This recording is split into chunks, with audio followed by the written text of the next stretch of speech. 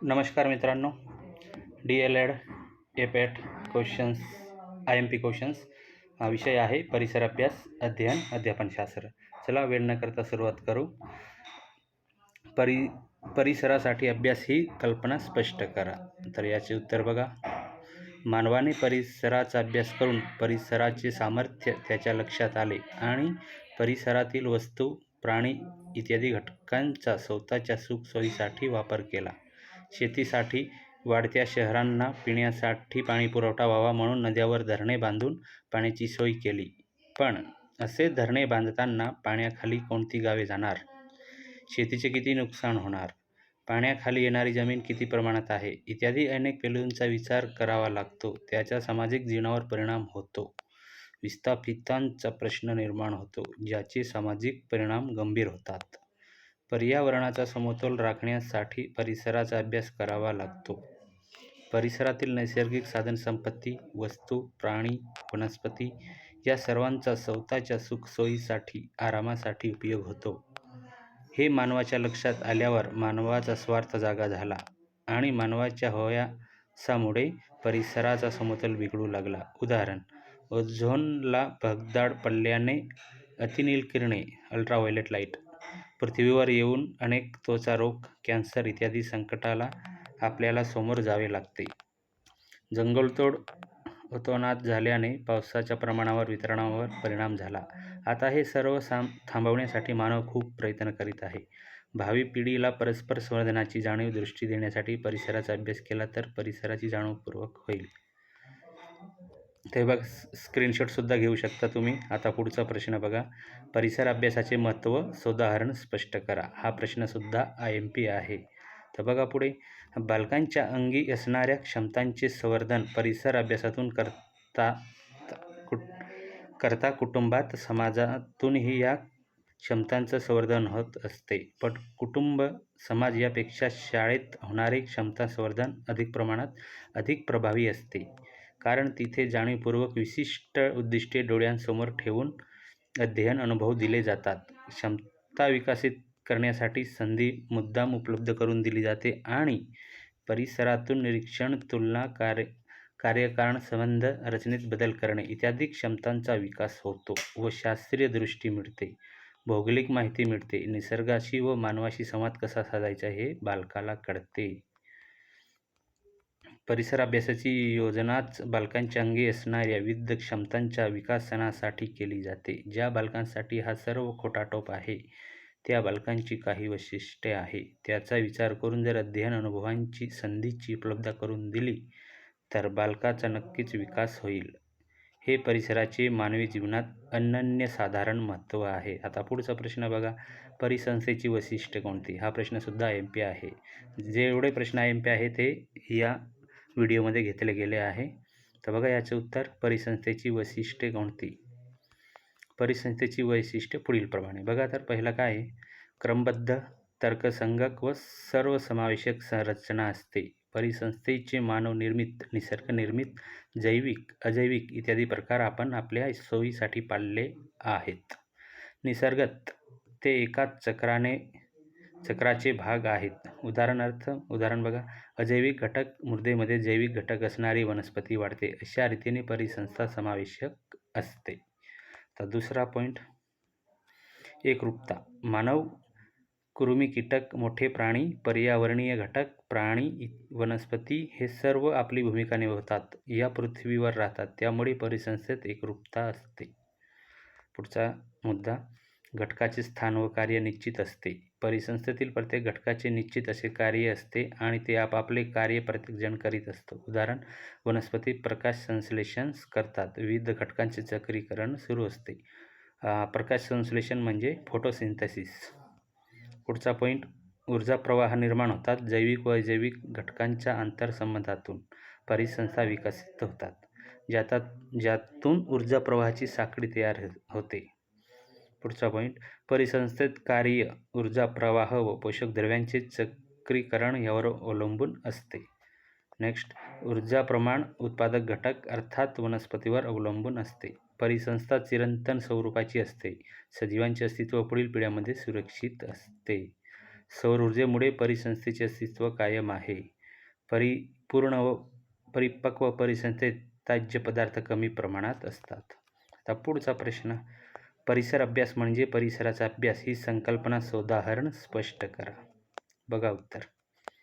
मानव परिसराचा अविभाज्य भाग आहे आणि परिसर मानवाच्या जीवनाचा अविभाज्य घटक आहे. परिसरातील इतर प्राणी मानवापेक्षा मानव वेगळा आहे. मानवामध्ये बुद्धी आणि भावना अधिक तीव्र प्रमाणात आहे. त्यामुळे मानव आपल्या सोयीप्रमाणे परिसरात बदल घडवून आणण्याचा धडपड करतो.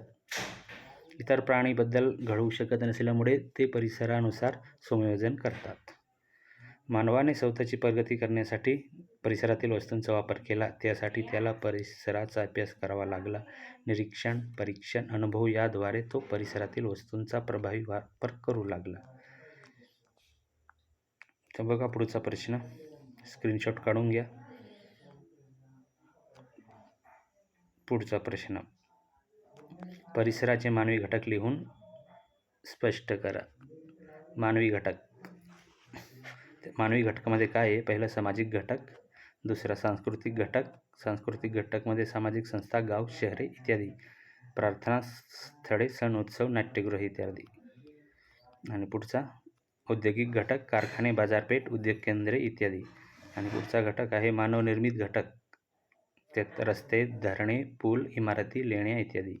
आणि पुढचा पॉईंट राजकीय घटक, राजकीय पक्ष, शासन, निवडणुका इत्यादी. आता पहिला पॉईंट घेऊ आपण, सामाजिक घटक. सामाजिक संस्था, गाव, शहरे इत्यादी घटकांचा यात समावेश होतो.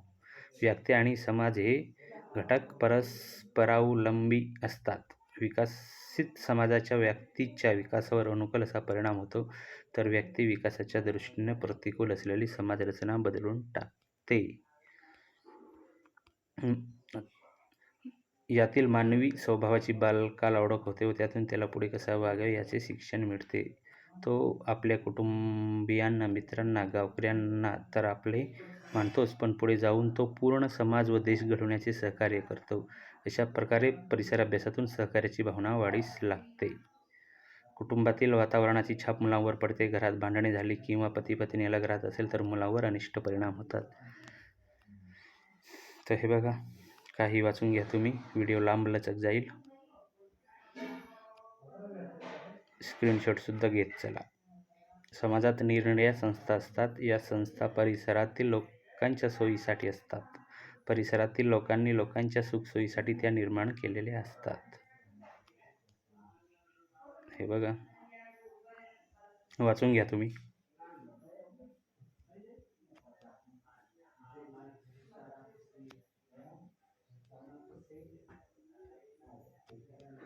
उत्क्रांतीचे टप्पे, हा तर IMP क्वेश्चन्स आहे. तर बघा, उत्क्रांतीचे टप्पे. सजीव सृष्टीच्या निर्मितीत सुरुवात आदिजीव अमेबापासून झाली. या एकपेशीय सजीवांपासून अनेकपेशीय सजीव निर्माण झाले. हे बहुउद्देशीय सजीव हळूहळू उत्क्रांत होत गेले. यातूनच विविध वर्गातील वनस्पती व प्राण्यांची निर्मिती होत गेली. तर उत्क्रांतीचे टप्पे. उत्क्रांती म्हणजे काय? तर हळूवार झालेला बदल, आणि क्रांती म्हणजे अचानक झालेला बदल.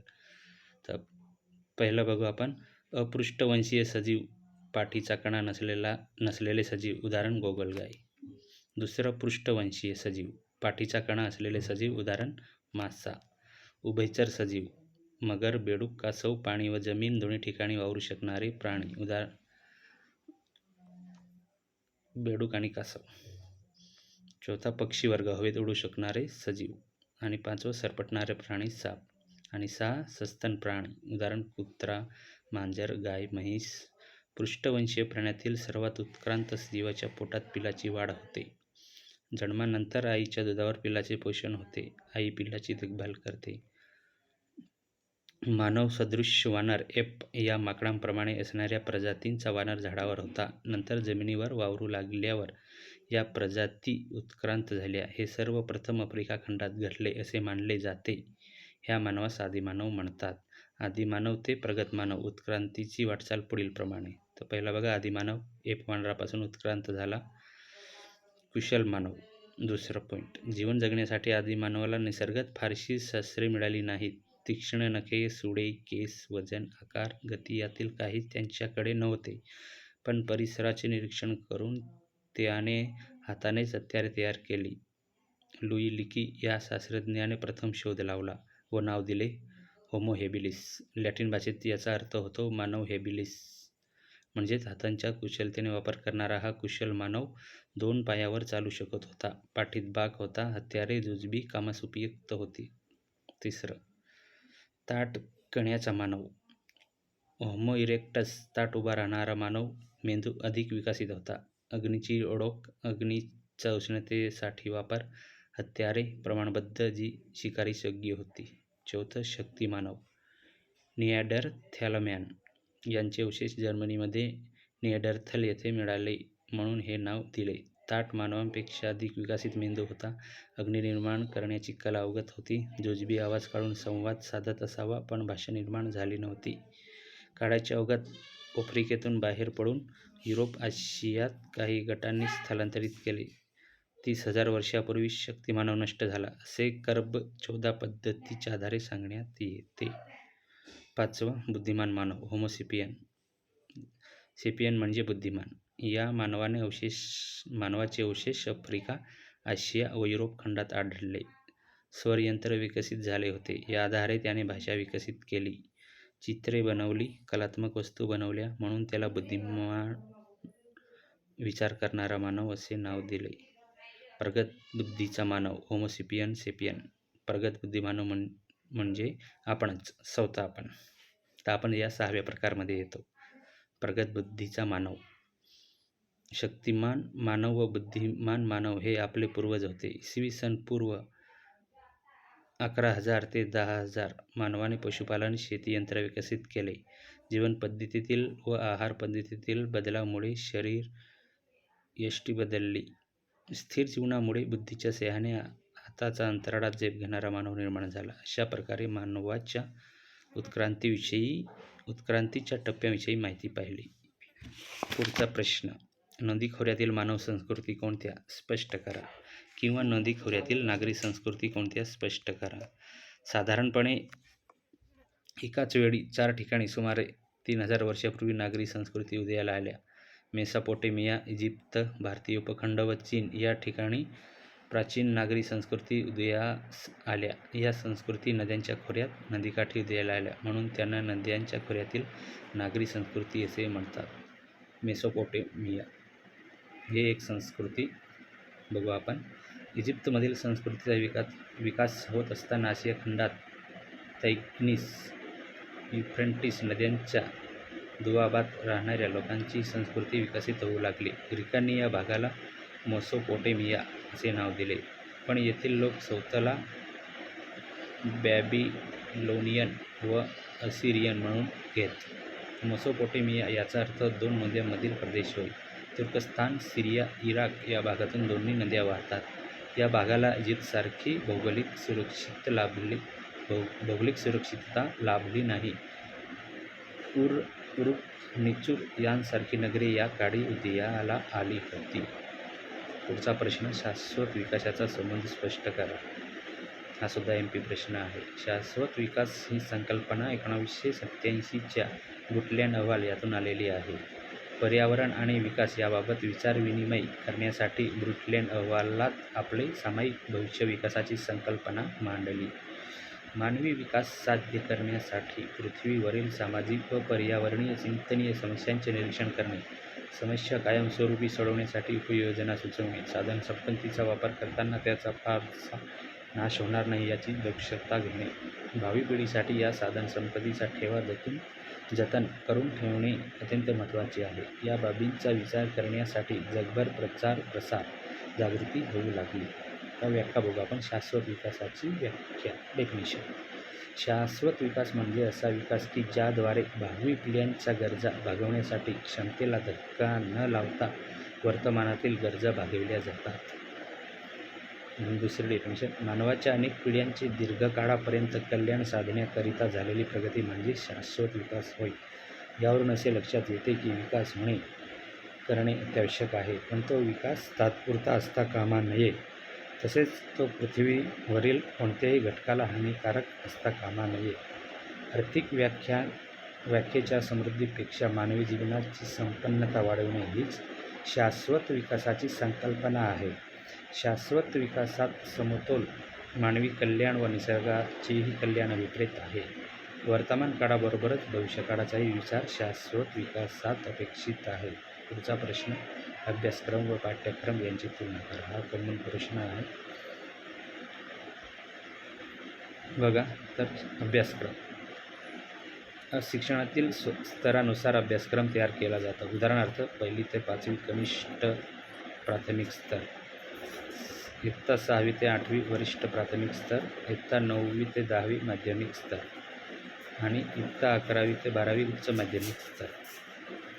आणि पाठ्यक्रम बाबतीत प्रत्येक इयत्तेसाठी पाठ्यक्रम स्वतंत्र तयार केलेला असतो. पुढचा पॉईंट, अभ्यासक्रमात एकूण शिक्षणाची ध्येय उद्दिष्ट विचारात घेतली जातात आणि पाठ्यक्रमामध्ये विशिष्ट इयत्तेची त्या वर्षात साध्य होणारी उद्दिष्टे विचारात घेतली जातात. आणि पुढचा पॉईंट, अभ्यासक्रम फक्त ढोबळ मार्ग दाखवतो. आणि पुढचा पॉईंट, चौथा पॉईंट, अभ्यासक्रमाचा कालावधी जास्त असतो आणि पाठ्यक्रम अभ्यासक्रमाने दाखवलेल्या मार्गातील टप्पे निश्चित करतो. आणि पुढचा, अभ्यासक्रमाचे स्वरूप व्यापक असते तर पाठ्यक्रमाचा कालावधी 1 वर्षाचा असतो. थँक्यू मित्रांनो. एवढे प्रश्न होते IMP ते घेतले मी. अशाच व्हिडिओसाठी चॅनलला लाईक आणि सबस्क्राईब करा. धन्यवाद.